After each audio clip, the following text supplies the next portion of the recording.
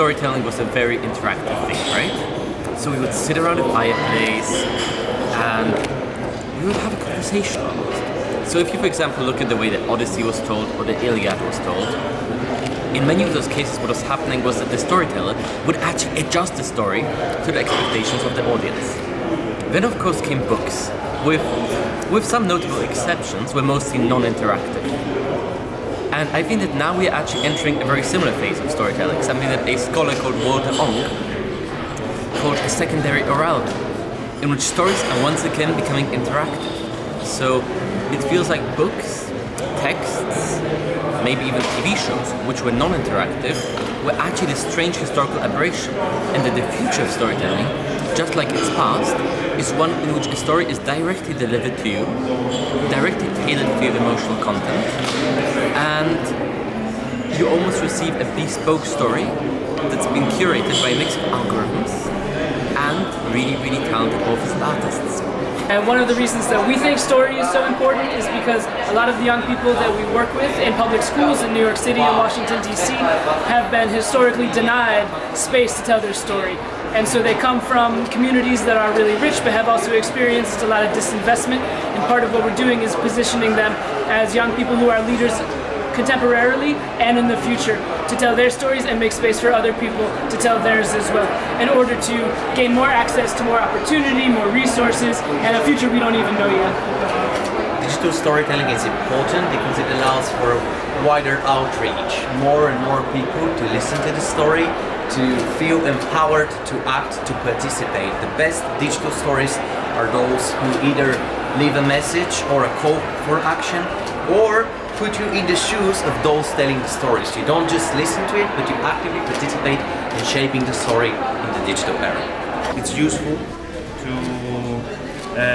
not focus so much on trends and what's going on the big scale, but niche is very important, especially when it's becoming more personal. That's why people switch into Messenger, they want one-to-one communication, and it's very, very important to keep that unique voice. Everyone has a unique voice, a unique personality, and for me, I think it's a gift that we have all those tools because it's a playground.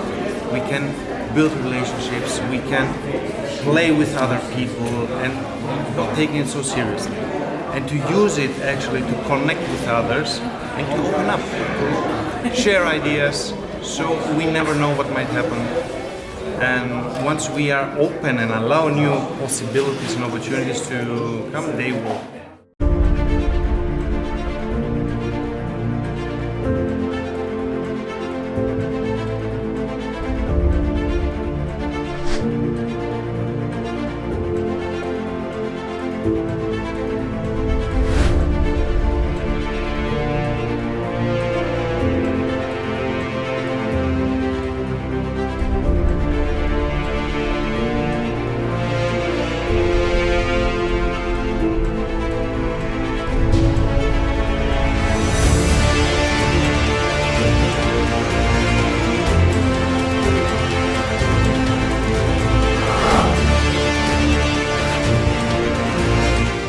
During my presentation in the workshop, I was showcasing how the AR could be applied to the storytelling.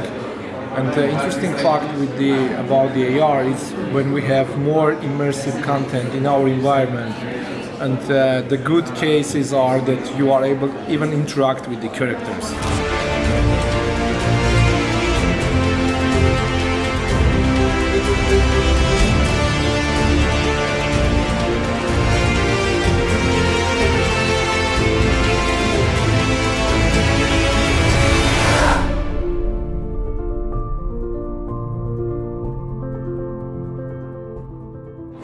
Ideaton was a great experience because it was like a gathering of people who didn't know each other. We didn't know each other. We had to build groups about a minimum 4 people, and in my group we have been from Greece, Latvia, and Bulgaria, and we had to stuck on one topic.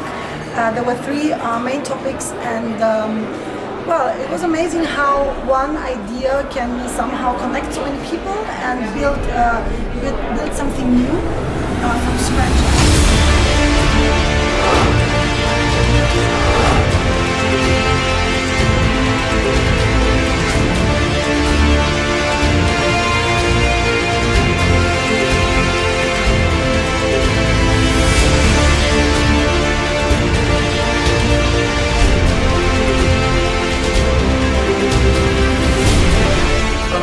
connected to Sofia. Our journey begins.